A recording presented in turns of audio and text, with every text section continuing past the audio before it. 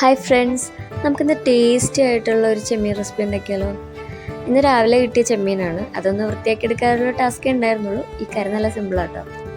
ഇതിലേക്ക് 2 മുതൽ 3 പച്ചമുളകും, ഒരു കഷ്ണം ഇഞ്ചി ചതച്ചതും, ഒരു 3-4 അല്ലി വെളുത്തുള്ളി ചതച്ചതും, പിന്നെ ഒരു വലിയ സവാളയാണ് നമ്മൾ ചേർത്ത് കൊടുത്തത്. ഇതിലേക്ക് 1 അല്ലെങ്കിൽ 2 വലിയ തക്കാളി ആഡ് ചെയ്ത് കൊടുക്കുക. കുറച്ച് ഉപ്പും കൂടി ചേർത്ത് കൊടുക്കുക.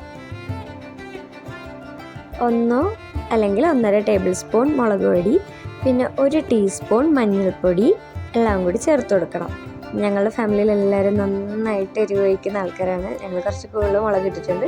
നമ്മുടെ ആവശ്യം അനുസരിച്ച് ചേർത്ത് കൊടുക്കുക. പിന്നെ കുറച്ച് വെള്ളം, ഇതൊന്ന് വേകാൻ വേണ്ടിയിട്ടുള്ള മാത്രം വെള്ളം ചേർത്ത് കൊടുക്കുക. എല്ലാം കൂടി ഇളക്കി വെച്ചതിന് ശേഷം ഗ്യാസ് സ്റ്റൗ ഓണാക്കി ഒരു മൂടി ചട്ടി വെച്ചിട്ട് അടച്ചു വയ്ക്കുക.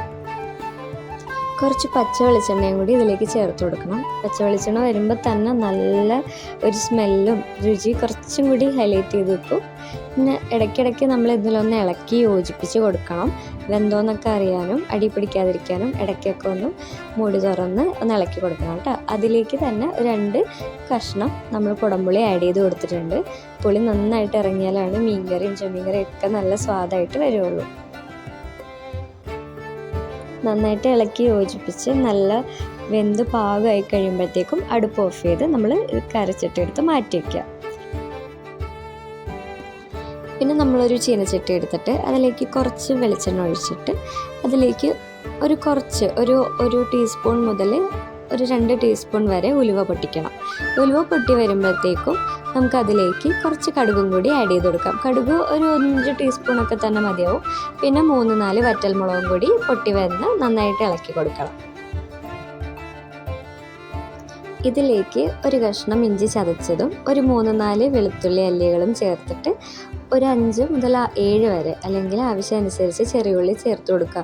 ചെറിയുള്ളി എത്രത്തോളം ചേർക്കുന്നോ അത്രത്തോളം രുചിയാണ്. പിന്നെ ഒരു 1/2 സവാളയാണ് ഇതിൽ ഞങ്ങൾ ചേർത്ത് കൊടുത്തിട്ടുള്ളത്. എല്ലാം കൂടി നന്നായിട്ട് വഴറ്റി വരുന്നത് വരെ നമ്മൾ ഇളക്കി കൊടുക്കുക. പിന്നെ കുറച്ച് കറി ലീവ്സ്, വേപ്പിലയും കൂടി നന്നായിട്ട് ആഡ് ചെയ്തിട്ട് ലോ ഫ്ലെയിമിൽ വെച്ച് നന്നായിട്ട് ഇളക്കി ഗോൾഡൻ ബ്രൗൺ കളറൊക്കെ ആവുന്ന വരെ മിക്സ് ചെയ്ത് ഒന്ന് പാകമാവുന്ന വരെ വെയിറ്റ് ചെയ്യാം.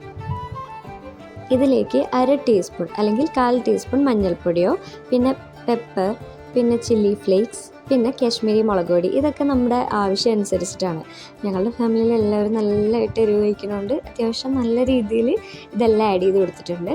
കുരുമുളകും പിന്നെ ചില്ലി ഫ്ലേക്സും, ഇപ്പോൾ കാശ്മീരി മുളക് പൊടിയോ അല്ലെങ്കിൽ കളറിന് വേണ്ടിയിട്ട് കാശ്മീരി മുളക് പൊടി, എരിവിനാണെങ്കിൽ സാധാരണ മുളക് പൊടി ആഡ് ചെയ്ത് കൊടുക്കുക. അതൊക്കെ ഓപ്ഷനിലാണ്. ആവശ്യം ഇപ്പോൾ നമ്മുടെ എരിവിനനുസരിച്ചിട്ട് അത് ചേർത്ത് കൊടുക്കുക കേട്ടോ. അതിനളവ് ഞാൻ പറയുന്നില്ല. പിന്നെ ഈ മസാലക്കൂട്ട് നേരത്തെ തയ്യാറാക്കി വെച്ച ചെമ്മീൻ കറിയിലേക്ക് നമ്മൾ ഇടും. എല്ലാം കൂടി ചെറിയൊരു വളരെ ലോ ഫ്ലെയിമിൽ ഒന്ന് നന്നായിട്ട് ഇളക്കി യോജിപ്പിച്ചതിന് ശേഷം കുറച്ച് വേപ്പിലയും കൂടി ഇതിലേക്ക് ആഡ് ചെയ്ത് കൊടുക്കുക.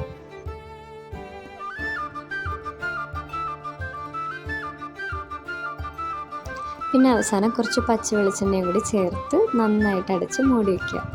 ഇതിന് ശേഷം തുറന്ന് കഴിയുമ്പോൾ നല്ല മണമായിരിക്കും ചെമ്മീൻ കറിയുടെ. എല്ലാം കൂടി നമ്മൾ ഒന്നും കൂടി ഒന്ന് മിക്സ് ചെയ്തിട്ട് സെർവ് ചെയ്യുക. നല്ല സിമ്പിളല്ലേ?